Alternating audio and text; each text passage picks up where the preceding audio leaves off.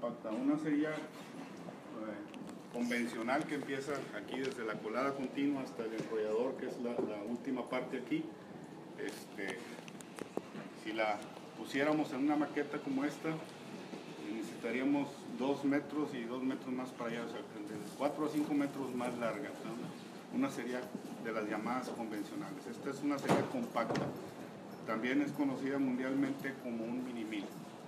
Bien, la planta donde estamos ahorita se llama Planta Guerrero. No nada más es esto. Tiene 2 hornos olla, 2 hornos eléctricos, un patio de chatarra, dos plantas de reducción directa, y luego aguas abajo del enrollador sigue el proceso de producción. Hay 2 líneas de decapado, 2 líneas de laminación en frío, hornos de recocido y más cosas. Este predio tiene 125 hectáreas. ¿Sí? El Minimil tiene esto que se llama el molino caliente, el laminador en caliente. En esta misma planta, en este mismo predio, hay otro laminador en caliente, más pequeño, más antiguo. Este arrancó en el 95, les decía. El otro es un molino que fue construido en 1936.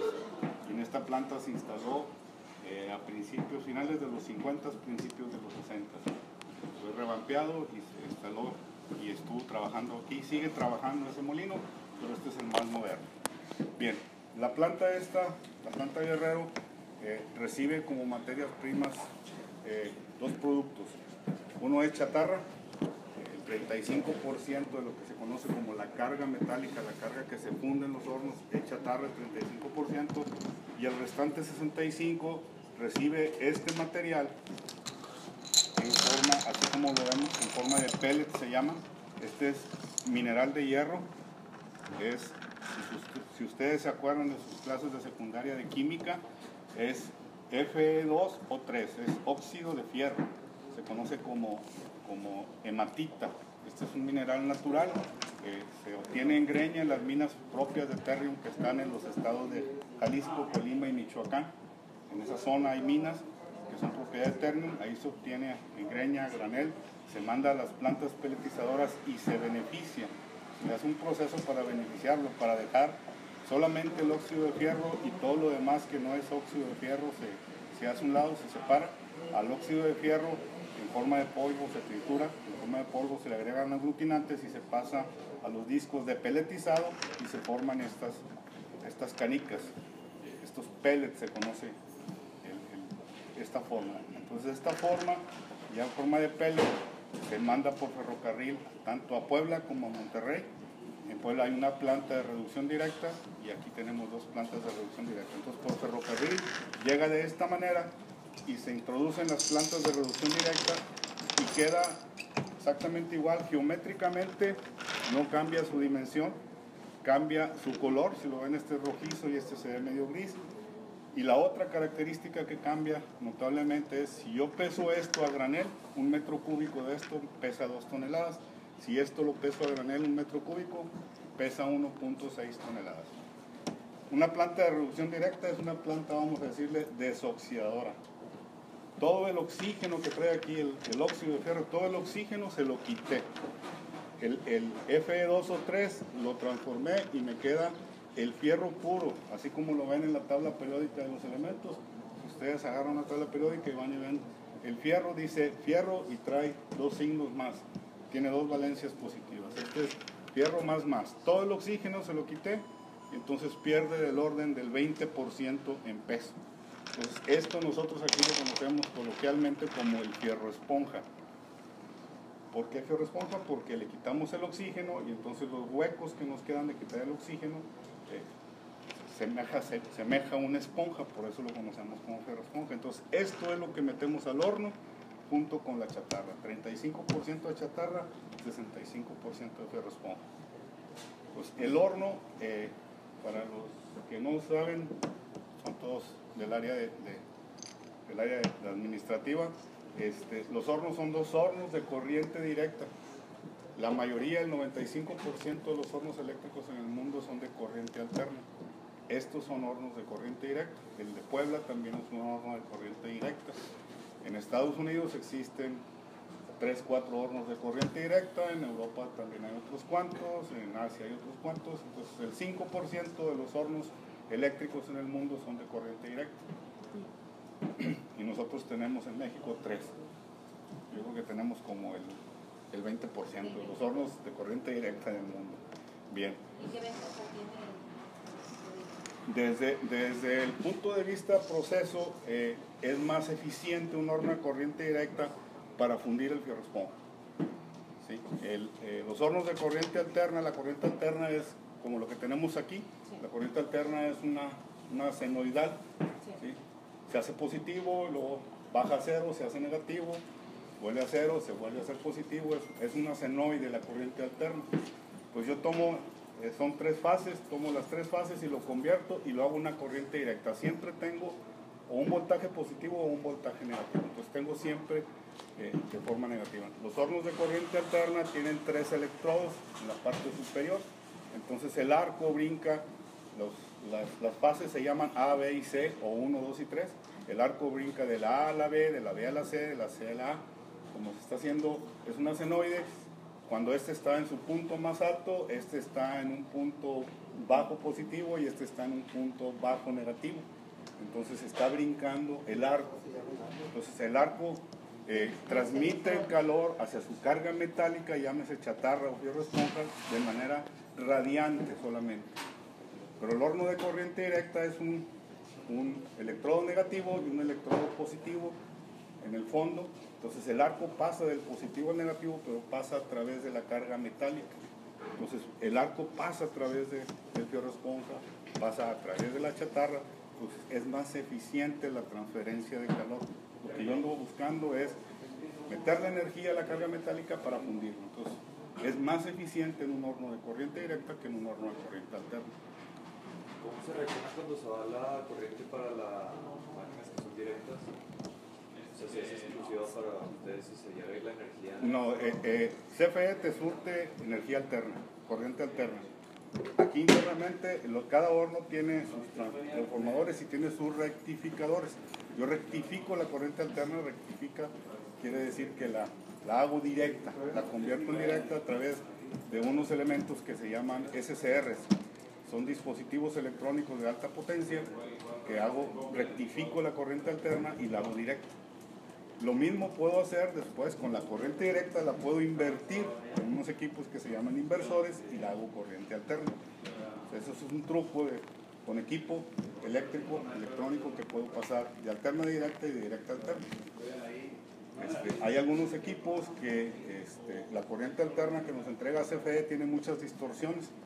Entonces la rectifico, la hago directa y luego la invierto y la vuelvo a hacer alterna, pero la hago una alterna más, déjame decirla, más limpia, más uniforme, más estable, porque mi equipo así me lo demanda. Si recibiera la corriente directo desde CFE, tendría muchas variaciones.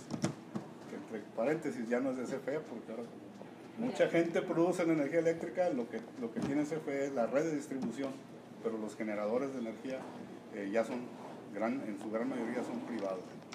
Bien. Así es como trabajan los hornos estos 2 hornos aquí, son hornos de corriente directa. La función principal de ellos es fundir la carga metálica.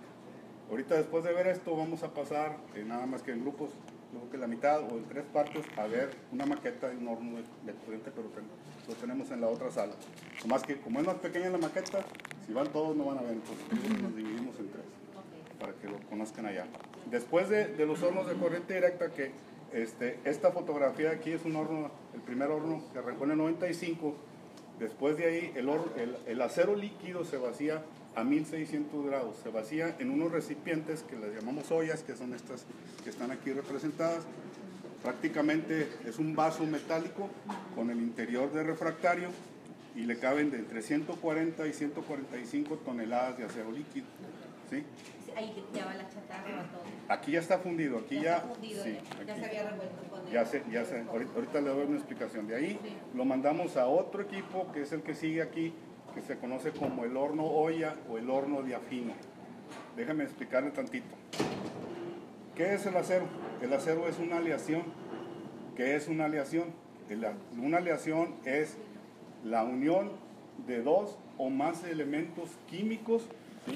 Siempre en el estado líquido, sí, solo sí, uno de ellos al menos es un metal. Si uno de ellos es un metal y los demás no son metales, son metaloides o son, no me acuerdo cómo se llaman los otros, los fundo, los pongo en estado líquido, ya formé una aleación, pero uno de ellos es un metal. Entonces, el acero es una aleación exclusivamente de fierro con carbón. ¿Solo puede haber un metal? ¿Mm? ¿Solo puede haber un metal? No, al menos uno de ellos es un metal. Pudiera haber más metales, ahí te va. O sea, el fierro es metálico, el carbón no es metálico. El carbón es un orgánico. ¿Sí? Entonces, al acero se le conoce a la forma cristalina básica, que es un cubo. El acero es un cubo que en sus 8 esquinas está un átomo de fierro y en el centro del cubo hay un átomo de carbón.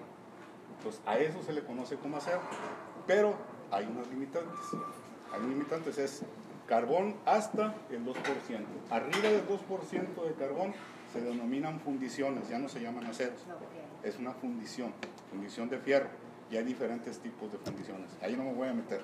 Yo me quedo con el acero. ¿Sí? Entonces el acero es abajo del 2% hasta el 0.0001 de carbón, se llama acero. Sin embargo, el acero se alía con otros metálicos y otros no metálicos. Por ejemplo, al acero que aquí producimos se le agrega manganeso, se le agrega silicio, que son los principales otros aliantes.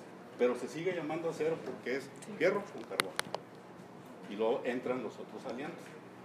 Manganeso, silicio, le agregamos aquí en esta planta también titanio, otro elemento que se llama niobio, todos son metálicos, pero se le puede agregar también boro, se le puede agregar fósforo, calcio, que no son, unos de ellos son metaloides y otros no son metaloides, también son del área de los orgánicos o hasta inclusive gases, porque también se le puede poner nitrógeno. Entonces eso es el acero. Es una forma cristalina en forma de cubo, la forma más básica es el cubo y ese es el acero, una aleación de fierro con carbón. Entonces cuando lo vacío del horno prácticamente es fierro con carbón en un contenido de 0.04 a 0.09 de carbón en esta planta. Así es como esta planta trabaja. La paso a los hornos Oya y en los hornos Oya durante la vaciada le agrego manganeso y silicio, que son los principales aliantes, a una proporción tal que me quede en la parte inferior del rango que me está especificando la orden de compra. Siempre las órdenes de compra dicen, quiero este acero, esta especificación, y cada especificación trae su rango de los diferentes aliantes, pero siempre trae un mínimo y un máximo. Está hecho a la medida de quién. Sí, hecho a la medida del cliente, pero son aceros que ya son estándares, a nivel mundial son estándares. Así se pide, o sea, el cliente pide, dice, yo quiero que me des esta especificación de acero. Y la especificación es a nivel mundial, ya todo el mundo sabe. Claro, cada compañía tiene sus normas propias y le llama, unos les llaman X, otros les llaman XY, otros les llaman XJ, pero es el mismo el X, vamos a decir. Entonces tiene un rango, entonces cuando yo lo vacío, trato de llegar a la parte mínima, para en el horno olla, ahí lo afino, lo llevo al rango intermedio, ¿no? Ahí en el horno olla le agrego pequeñas cantidades de los otros aliantes por medio de unas máquinas de inyección de alambre y estoy verificando la composición química, vamos a decir, cada 5 minutos aproximadamente. Es como según me demande la orden de compra que estoy haciendo, pero lo tengo que sacar tantos análisis químicos hasta que tenga la composición y siempre voy de abajo hacia arriba para no pasarme. Entonces llego en uno de ellos a estar de aquí y ya no le agrego de esa parte, le agrego ahora del otro, depende de lo que me estén pidiendo. Entonces una vez que en el horno olla llegué a la composición química especificada en mi orden de compra y a una temperatura determinada, lo envío a las máquinas de colada continua. Las máquinas de colada continua tienen este aparato que se llama ¿cómo se llama? Vega, se me fue. El transformer, ¿cómo se llama? La torreta. La torreta. Donde se reciben las ollas. Aquí se reciben las ollas. Pues puede manejar 2 ollas con 140, 145 toneladas. Siempre la olla que está hacia el lado de la maqueta, esa es la olla que está en proceso. Las ollas que están acá afuera de la maqueta, hacia el lado de afuera de la maqueta, son las ollas que están en maniobras. Ya sea que es una olla que llegó llena o es una olla que ya está vacía y voy a retirar. Esto es un proceso continuo. de la olla, por la parte inferior, hay un juego de placas de cerámica con un orificio, que deslizo una de ellas y hago conseguir los orificios. Entonces, de esa manera descargo del fondo de la olla hacia estos cuadritos grises que ven ustedes aquí, que se llama el distribuidor. También es un recipiente metálico en forma de caja, una caja rectangular, como una caja de zapatos, vamos a decir. Es metálico en el exterior y en el interior tiene refractario. Le caben 30 toneladas de acero líquido. Ese me sirve para uniformizar temperatura y sedimentar las partículas sólidas, no metálicas, no parte de la aleación que estoy buscando a que se sedimenten. Son metálicas que no son solubles en esa solución líquida. Pues ahí se sedimentan y luego por la parte inferior vacío a estos cuadritos grises que vemos aquí, que están representando al molde. El molde es una pieza metálica exteriormente hueca de acero, ¿sí?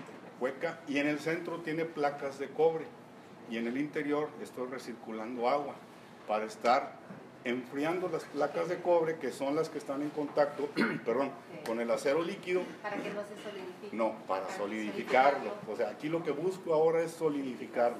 En el molde lo voy a solidificar. Entonces, estas placas de cobre forman un rectángulo que va de 68 milímetros de espesor, desde 900 milímetros de ancho hasta 1380 milímetros de ancho. Cambio diferentes moldes de acuerdo al tamaño, de acuerdo a la orden de compra que me están pidiendo. Tiene 1 metro de altura ese molde. Cuando el acero que se está solidificando abandona el molde en la parte inferior, ya tenemos formada una piel en toda la periferia de ese rectángulo que se llama el planchón, el slab en inglés. En este caso es un planchón delgado porque es de 68 milímetros. Los planchones convencionales tienen 150, 200, 250 y hasta 300 milímetros de espesor. Este tiene solamente 68 milímetros.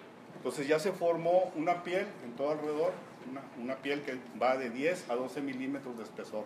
El centro aún está líquido, ¿sí? Entonces, hasta ahí no se le ha puesto otra materia prima, ¿verdad? No, ya lo pusimos. No, todo lo pusimos en el horno y en el horno olla. Okay. Ahí ya le puse no todos los aliantes. Ya una vez que lo saqué... Lo que se sacaron aquí es una parte de lo que se funde o es lo que va a... Prácticamente el 99.99% de lo que fundo lo estoy sacando aquí. No, pero yo me refiero de las bolitas estas. De las bolitas, bueno. 65 eso y luego 35 chatarra. Es 65% en peso metálico de esto con 35% de chatarra. Recicladas, o sea, de ahí que la chatarra, esta planta es una planta ecológica porque la chatarra que se mete aquí es una chatarra reciclada, que si no la metemos aquí la vas a tirar quién sabe dónde y vas a contaminar. Y de todo, ¿verdad? Todo. Es chatarra, la chatarra tiene sus especificaciones. Hay chatarra para acero, hay chatarra para acero inoxidable, hay chatarra para aluminio, hay chatarra para los bronces. O sea, la chatarra está especificada y clasificada dependiendo para el uso que se le va a dar, ¿sí? Entonces, aquí la única cosa que trae es de que el aglutinante que usé aquí, que es del orden de un 6%, se conserva acá. Pero acá, como ya le quité el 20% del peso de oxígeno, este 6% se me va a un 8-9% aproximadamente. El aglutinante aquí está, ¿sí? Ese no lo transformo a la hora de la reducción, aquí se queda. Entonces, el 8% en peso de esto es un aglutinante, que luego en el horno, cuando lo fundo, este aglutinante se va y se le llama escoria. Es algo no deseado, pero entonces eso se separa en el mismo horno, se está separando por densidades. El acero líquido pesa muy similar al acero sólido que ustedes conocen. En lugar de pesar 7.67 toneladas por metro cúbico, pesa 7.5 toneladas por metro cúbico en estado líquido. ¿Sí? ¿Y esa es desperdicio?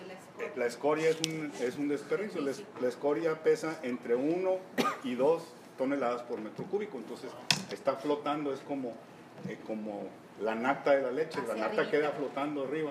Entonces por niveles lo estoy separando, lo estoy sacando. Y cuando lo vacío en la olla, el objetivo mío es que no pase escoria hacia la olla.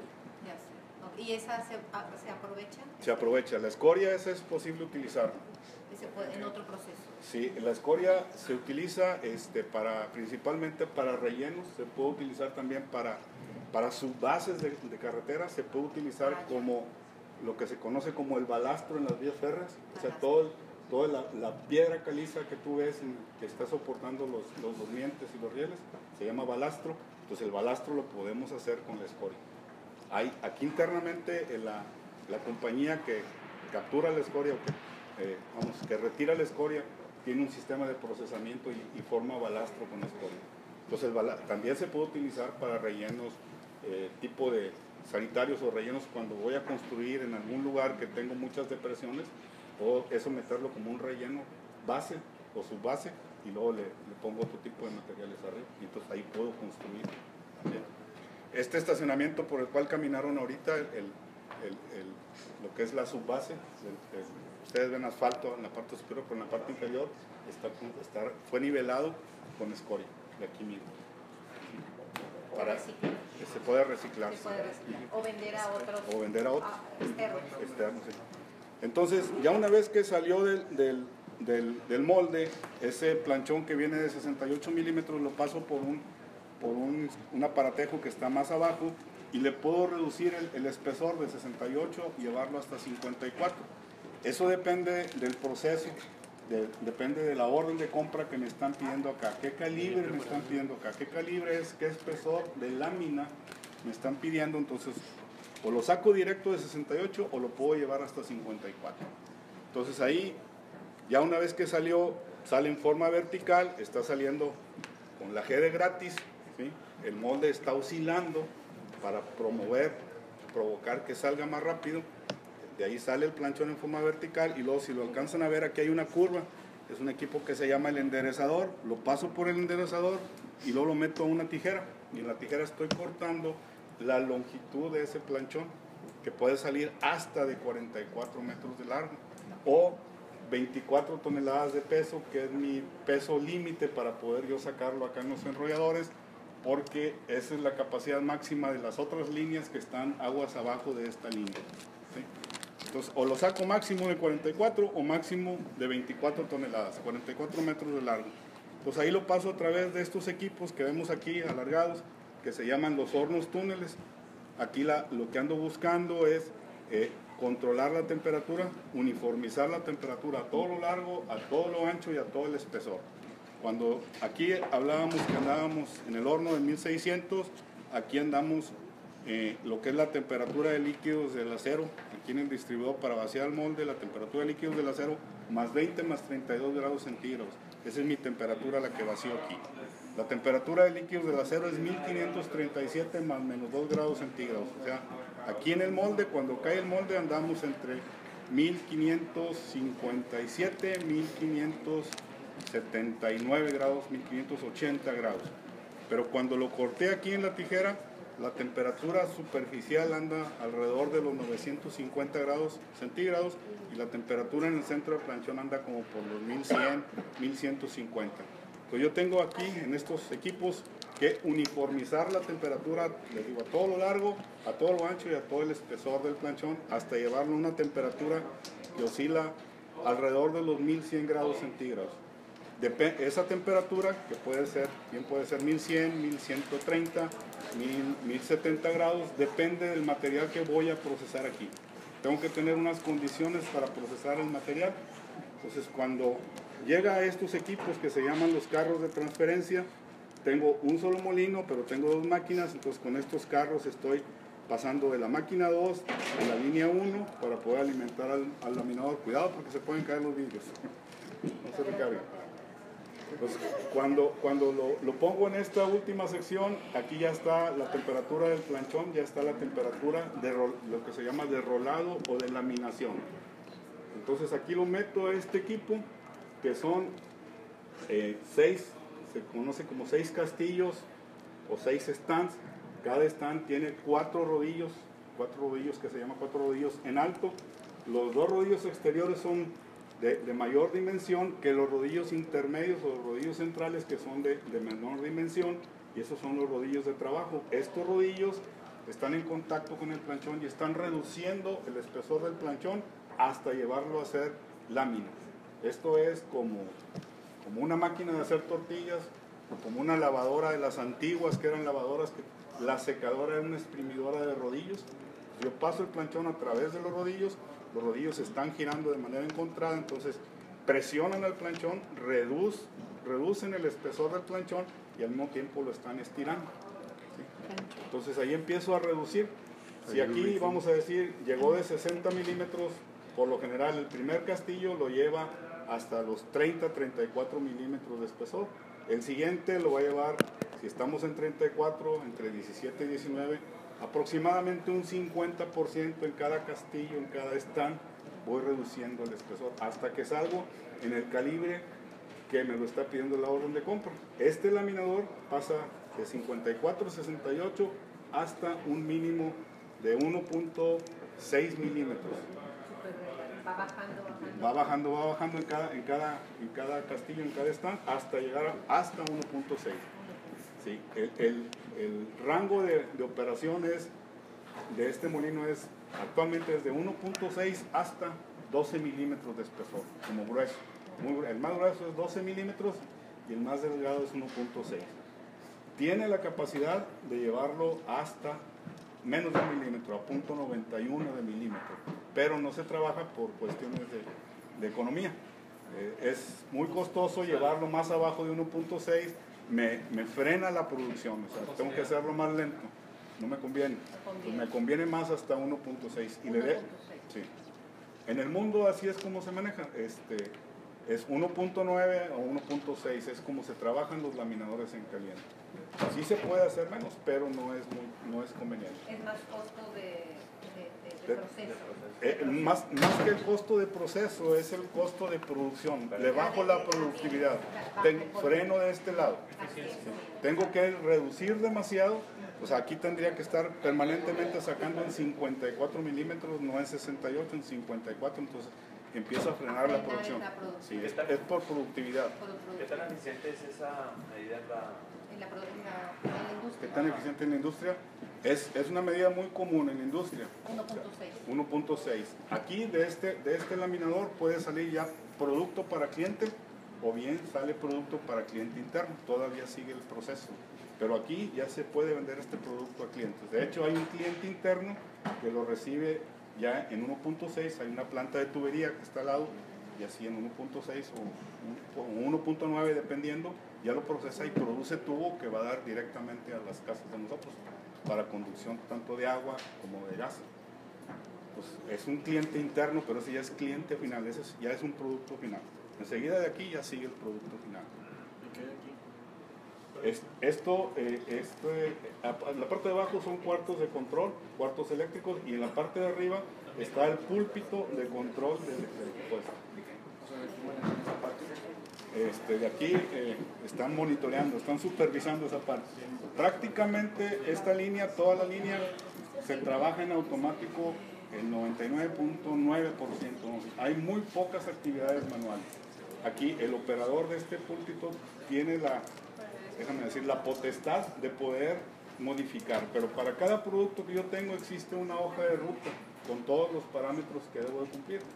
Entonces antes de que alimente el planchón, yo ya sé qué planchón sigue, qué producto voy a obtener acá. El molino cambia todos sus sets al set que me dice la hoja de ruta del producto que voy a sacar.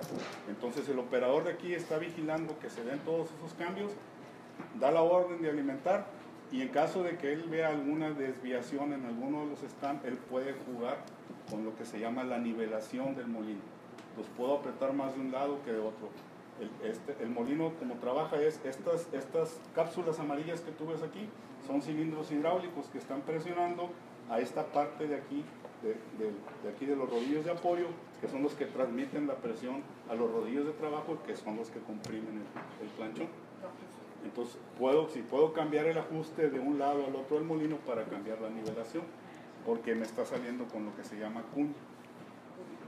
El material aquí está, les decía, vamos a decir a 1100 grados centígrados. Es una plastilina. Ustedes imagínense lo mismo, es la analogía directa, es una barrita de plastilina y le pasan un rodillo, un palote de tortillas. Sí, y como está a 1100 grados centígrados, está plástico. 1100 grados centígrados. Está plástico. Cualquier deformación que le haga yo se va a permanecer. Si yo voy ahí y me aíslo muy bien en la mano y todo con un guante o con una vara y le pongo una ficha de esas metálicas de refresco y le empujo con una vara metálica, le hago un pocito. Así queda. Sí, y lo saco, lo dejo que se enfríe. Ese pocito que le hice yo en caliente, así se va a quedar. Es una plastilina, el acero a esa temperatura es una plastilina. Sus esfuerzos de compresión, de tensión, de corte son prácticamente cero. Es una plastilina, entonces es fácil moldearla. Entonces la deformación que yo le voy haciendo aquí permanece, con nada más un pequeño cambio que es por la contracción térmica.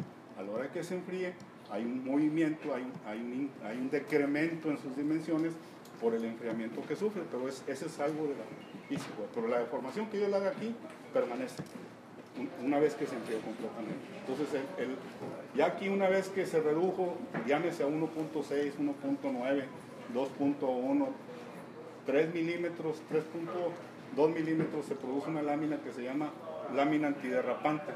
Se le hace una marca en la parte superior para hacerla rugosa, para que la gente no se resbale. Y ese es un producto final. Ese de aquí, lo único que se acata. ¿Para qué clientes? Para la industria en general, para hacer pasillos. Para hacer pasillos. ¿Y entonces la cuña qué es? La cuña es el molino, o sea, esta es una máquina dinámica, tiene una velocidad increíble. Cuando sale de aquí, la velocidad de la cinta va arriba de 10 metros por segundo cuando estoy en 1.6, casi 12 metros por segundo. O sea, Usain Bolt se queda chiquito. ¡Pum! Llegó antes que Usain Bolt de los 100 metros. Entonces, es un suspiro. Súper rápido. Es súper rápido. Si de aquí a que se está enrollando, esta mesa tiene, hasta los enrolladores, tiene 75 metros. Entonces, en cuestión de 8 segundos ya se está enrollando. Entonces, imagínate, tendría que tener yo 6 operadores, uno para cada castillo, y a lo mejor 2 operadores por castillo para estarlo controlando. Pues todo te lo hace el sistema de control. Sin embargo, existen fugas, existen pérdidas, hay pequeños desbalances. Entonces, puede ser que este cilindro, que es el que está presionando aquí, esté presionando más o menos que el cilindro hermano que está del otro lado, que tú no ves. Es una cajita amarilla que se ve abajo. Sí, no sé si lo alcancen a ver. ¿Sí? Entonces, si uno y otro presionan diferente, aunque tengo ahí compensadores, uno y otro presiona diferente, la cinta que está saliendo, en lugar de salir del ancho uniforme, me sale así. Entonces, esta es la punta. Exagerando, estoy exagerando. Y por ejemplo, sale por esa banda, el color es porque aquí está caliente y está. Sí, el color está representando que aquí está caliente y luego esto se conoce como la mesa de enfriamiento.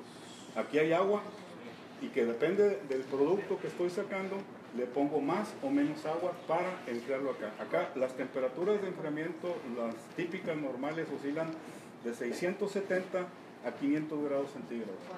Oiga, disculpe, ¿puedes señalar la lámina antiderrapante? No la ves aquí. La lámina antiderrapante tú la puedes ver en algunos lados, ves, es un producto. La ves con unas muesquitas, ves unas muescas en este sentido y luego en el siguiente lo ves en el otro sentido y luego en el otro. Son unas pequeñas muescas. Ah, ¿sí? Bien, A ver, ¿Y dónde hay supervisión? Aquí hay mucha supervisión, me imagino. No, están aquí adentro. Aquí no hay gente. Aquí hay gente solamente pero cuando voy a hacer de acá para acá. Sí, están observando. Con ese vidrio. Y si los llevo ahí, el señor tiene 12 monitores, más o menos 12 monitores aproximadamente. Con pantallas. Pantallas, sí. Viendo eso. Sí. Porque está súper caliente. Sí. Hay un sistema de control que se llama PLC. Hay muchas computadoras tipo personal, pero a nivel industrial de alta velocidad, que son los que están mostrándole en cada monitor. Es una red completa entre computadoras y PLCs. ¿Sí? ¿Qué fue lo que le pasó a la máquina que se dañó, que está reparando? No sé, la verdad es que no sé. O sea, algo le sucedió, o sea, el equipo hay que darle mantenimiento, por eso se iba a parar. A lo mejor se adelantó, traían una pequeña falla y se adelantó. Y es mejor a veces parar y componer a que siga. Sí.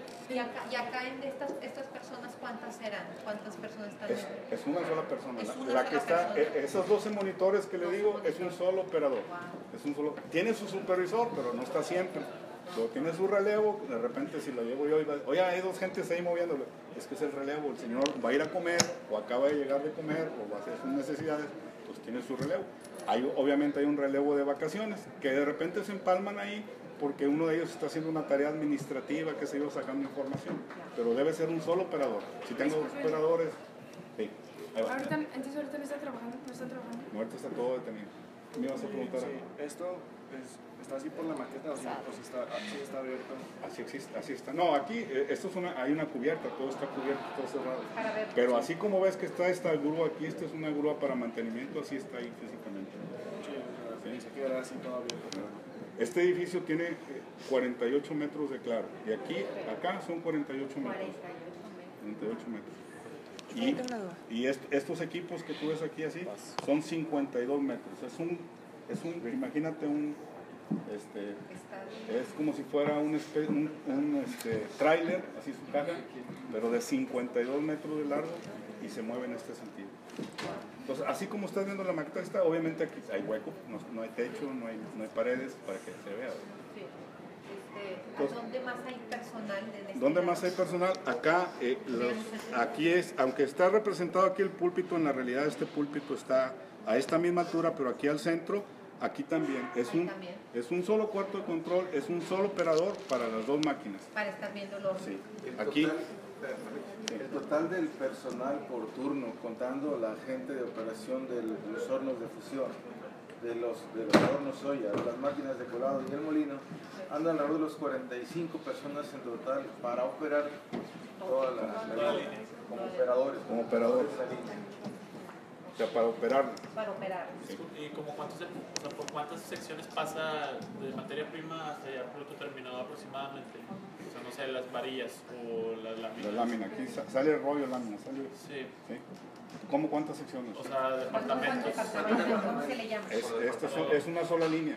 O sea, es un horno olla, la máquina de colada, el horno túnel, el laminador y los enrolladores. Pero esta es una sola línea. Esta es una sola línea de producción.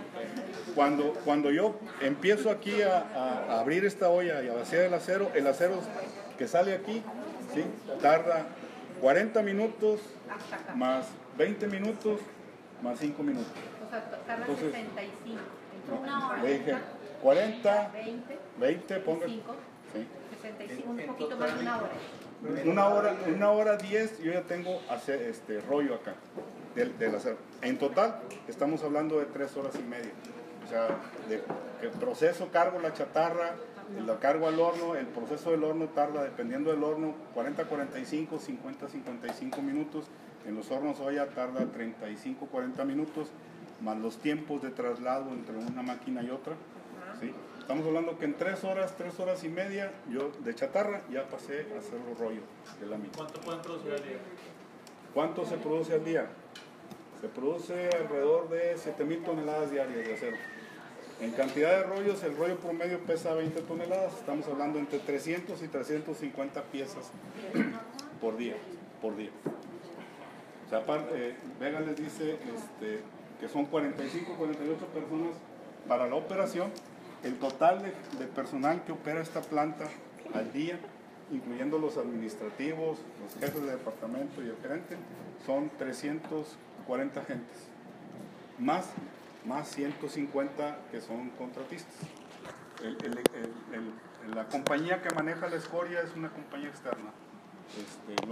Hay otras compañías externas, hay un personal de limpieza para estar limpiando constantemente, ese también es una compañía externa. Hay personal que nos da el servicio de mantenimiento de la válvula que les comentaba aquí para sacar el acero, esa es una compañía externa. Entonces hablamos de 340 gentes más 120, 130 gentes más. Lo normal operativo. Operativo incluye la operación, el mantenimiento y los administrativos. ¿Y la chatarra, la selección, se hace aquí mismo? Sí, se hace previo a los hornos, sí. Se capta la chatarra en los patios se separa. Sí. Ya viene separado, o sea, cuando usted recibe, generalmente llega por camiones. Cuando viene en el camión ya viene seleccionada, se dice, es este tipo de chatarra o es este otro. Hay uno que le decimos el chicharrón, hay otro que se llama regreso industrial, sea, el regreso industrial, existe regreso industrial propio. Aquí hay muchas piezas que usted le ven, muchos desperdicios. O sea, hay que cortar la punta, la cola. En las líneas que siguen aguas abajo se desorilla para dar el ancho. Es el proceso. Ese es un desperdicio que está incluido y es aprovechable. Sin embargo, se puede comprar regreso industrial de los talleres, de las compañías que hay aquí en la zona de Monterrey, en la región, y todo eso viene para acá, pero se llama regreso industrial y tiene ciertas características. Luego hay otro que se llama placa y estructura, que es producto del desmantelamiento de plantas industriales en la región e inclusive desde el Valle de Texas también se capta chatarra para acá. ¿Sí? De hecho, como comentario ingeniero también, les comentaba el ingeniero de las contracciones que sufre el material una vez que se fría, de los desperdicios que se están generando en las líneas posteriores a este proceso, y todo eso dentro del programa de producción está considerado. O sea, siempre está considerado de tal manera que se busca siempre que así sea para que el peso que el cliente está solicitando sea el que recibe. ¿Sí? Pues si todos los desperdicios están calculados dentro del programa de producción. Así, de manera así media burda, vamos a decir que el cliente está pidiendo que el rollo sea de 20 toneladas, entonces el rollo que tengo que producir aquí va a ser de 20.5. O sea, por ejemplo, no es exacto, no estoy... Sí, porque le voy a quitar, a lo mejor él me lo está pidiendo como una lámina que se conoce como lámina rolada caliente decapado. O sea, de aquí lo voy a pasar a un proceso que se llama decapado. Le voy a quitar el óxido superficial que tiene, porque todavía no acababa yo mi explicación. O sea, aquí ya cuando terminó, la temperatura anda entre los 850 y 900 grados centígrados. Entonces, el acero tiene una característica, un comportamiento donde su variable principal, su variable clave, es la temperatura. ¿Sí? Independientemente de que si trae 0.04% de carbón, 0.09 o llega hasta 2% de carbón, y si trae manganeso, silicio, titanio, niobio, níquel, cromo, otras aleaciones, tiene un comportamiento que siempre es muy repetitivo, siempre se comporta de la misma manera. Cuando se viene enfriando, que está líquido y empieza a enfriarse, se solidifica hasta los 1420 grados aproximadamente, no me acuerdo muy bien, pero más o menos 1420 grados, mantuvo ese arreglo que les decía, que está el carbón en el centro del cubo, y ese se llama cúbico de cuerpo centrado. Cuando baja de los 1420, se transforma y el carbón migra a las caras del cubo y se llama cúbico de cara centrada o hierro gamma. Entonces sigue bajando y se conserva hasta llegar a los 721 grados. Ahí se vuelve a transformar y vuelve a migrar el carbón de las caras al centro otra vez. Y ese es el acero que conocemos nosotros a temperatura ambiente, se llama el acero alfa. Vuelve a ser cúbico de cuerpo centrado y se llama alfa, o es una estructura perlítica. Entonces siempre repite de esa manera. Pues dependiendo de la forma en que la rapidez en que yo lo enfríe y la rapidez y a la temperatura en que lo voy a enrollar, le doy unas características mecánicas que es lo que me está pidiendo la orden de compra. Entonces depende de qué tan rápido, si lo enfrío luego, o si lo enfrío al final, o si lo enfrío intermedio, o si prendo toda la mesa de enfriamiento, es las características mecánicas, su resistencia mecánica que va a tener, y eso va de acuerdo con la orden de compra. Entonces yo aquí juego con la temperatura. Para sacarlo, tengo que sacarlo abajo de 1720 para que ya se haya transformado completamente, por eso es 670, pero si lo llevo a 500 o a 550 le doy otra característica, porque de ahí se va a enfriar lentamente. Ya cuando sale de aquí, todos los rollos que salen hacia allá, hacia afuera, que se llama el patio de enfriamiento, tienen que pasar sí o sí 72 horas para que se enfríen completamente. Pero son las mismas 72 horas si yo lo saqué aquí a 670 o si lo saqué a 500 grados. Entonces eso también me da ciertas características mecánicas y es lo que me está pidiendo la orden de compra, es como lo necesita el cliente final. puede ser que ahí sufra otras transformaciones. Si por ejemplo lo voy a usar para la industria automotriz, lo tengo que mandar a una galvanizadora automotriz y ahí en la galvanizadora se le da un tratamiento que se llama recocido y también altero sus características mecánicas. Pero va a estar en función de la química que yo le di acá, aguas arriba. ¿Y de qué espesor sería ahí para la automotriz? Para la industria automotriz va desde, déjame decirlo así como dijo una vez un señor presidente aquí en México, desde muy delgado hasta muy grueso. No, hay varios espesores. O sea, en la industria automotriz se maneja lo que se llama partes expuestas, partes no expuestas que van pintadas, partes estructurales, ¿sí? Lo que forma lo que se conoce como el chasis, o los largueros principales del chasis y la defensa y el puente que existe entre las puertas delanteras y traseras. Todos esos aceros que forman esa estructura se llaman aceros fase doble, que son los que absorben los impactos a la hora de una colisión. Entonces absorben la energía del impacto de la colisión, por eso existen ahora, pues, si usted se acuerda, antes había muchos desnucados, a la hora de un accidente, de un alcance, porque todo el golpe lo absorbía la persona que iba dentro. Entonces ahora esos aceros fase doble absorben la energía, el 90% de la energía de la colisión, y el otro 10%, pues ahí están las bolsas, los cinturones, ¿cómo se llaman? Cabeceras. Las cabeceras, y finalmente la persona que va dentro. Pero hay menos que anteriormente. El acero absorbe el impacto muy bien, la verdad. Entonces, ese tipo de acero se produce aquí, y eso depende de la química que le doy, pero también depende del tratamiento que le da la línea de recocido de la planta galvanizadora. ¿Le proveen aquí o no? ¿Le proveen aquí o no? Creo que ya se le está empezando a proveer aquí. Creo que ya. O sea, ¿se estaban haciendo pruebas? Sí.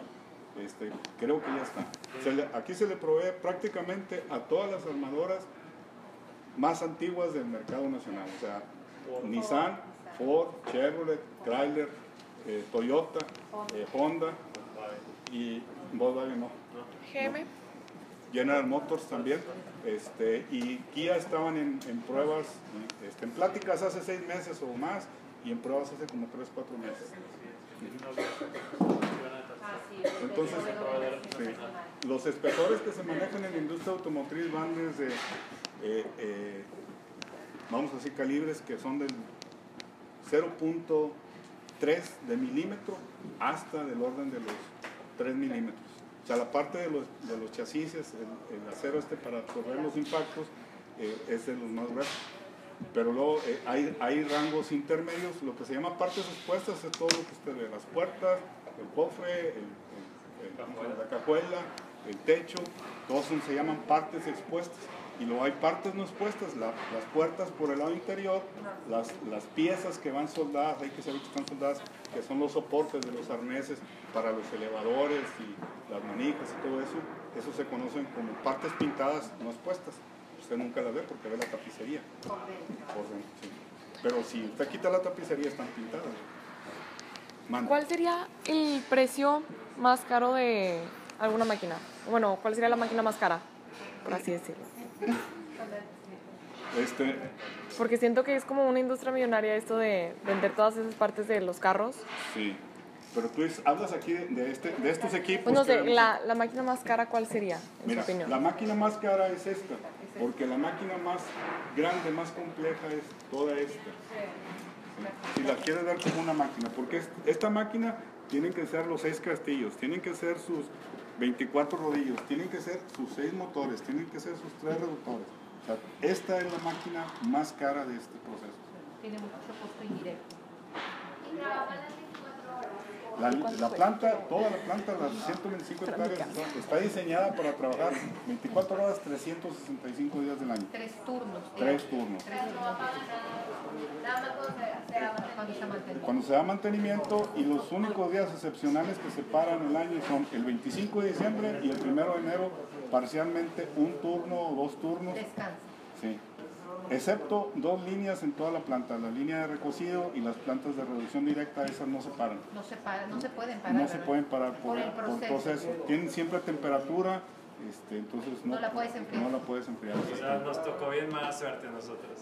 Bueno, es que lo que ibas a ver es una partecita. Esta es la productora básica. Es más, aquí lo vimos más gráfico. Sí. Es lo mismo. Allá, si te dan miedo las alturas, no, bueno, pero si a alguien le da miedo las alturas, si alguien se desespera con el calor, allá adentro estamos de 5 a 8 grados centígrados arriba de la temperatura exterior. Pero aparte hay mucha humedad de repente. Luego de repente siente la radiación. O sea, esos 8 grados no es cierto. O sea, se va más arriba porque siente la radiación. No, y aparte, no todos lo vas a ver. O sea, íbamos a verlo por Y ahí vamos a entrar sin casco. No, tenías que entrar con casco, con lentes, con el chaleco, con guantes, con tapones y con mascarilla. Lo único que te íbamos a perdonar, bueno, por ejemplo, allá al compañero que trae tenis, ese sí se los íbamos a cambiar. Así ciertos zapatos, lo siento con las botas tuyas, pero se iban a maltratar. Pero, o sea, no tienen que ser exactamente zapato de castillo, ¿verdad? No tiene que ser. Tenemos una dispensa por ser una visita.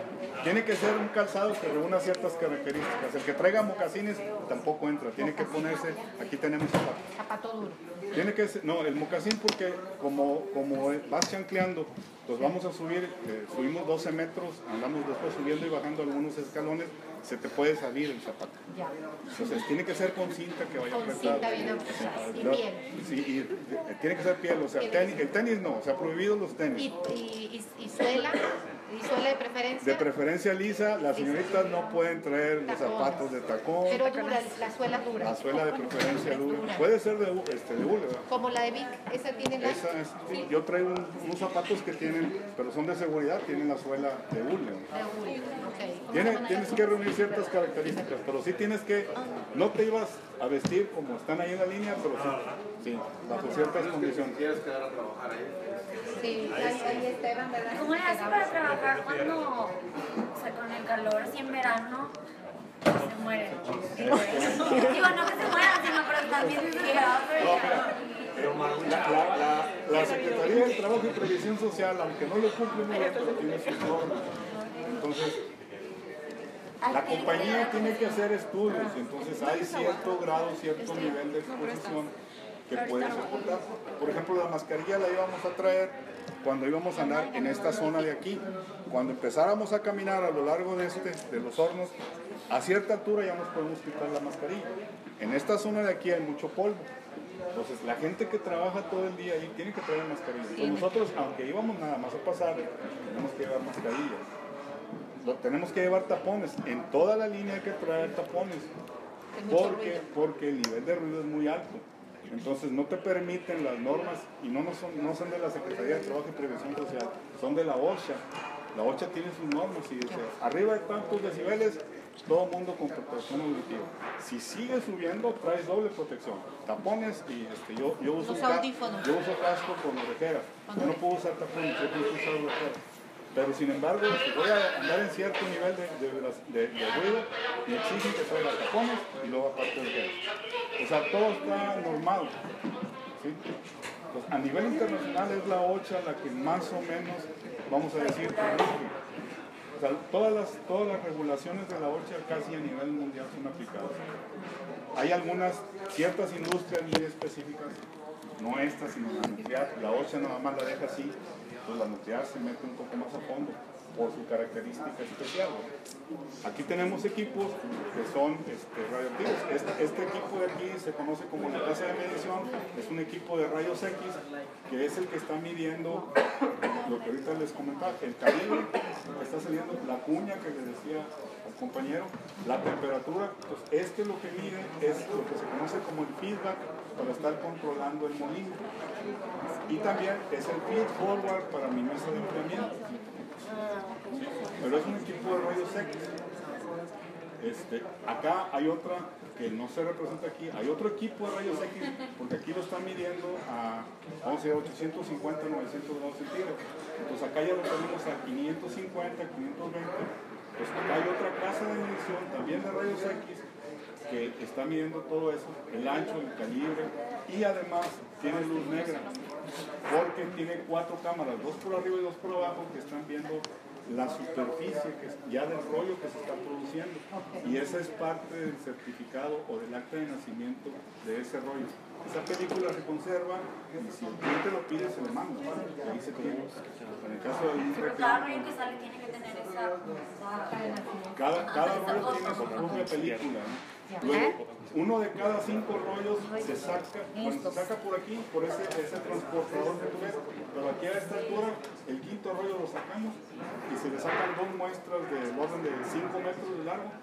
A la segunda muestra se toma y se hacen probetas para mandarse al laboratorio para sacar el análisis químico final, las características mecánicas, su resistencia mecánica, su resistencia superficial y su calidad superficial, para que sea el certificado de ese rollo, de 2 rollos para adelante y de 2 rollos para atrás.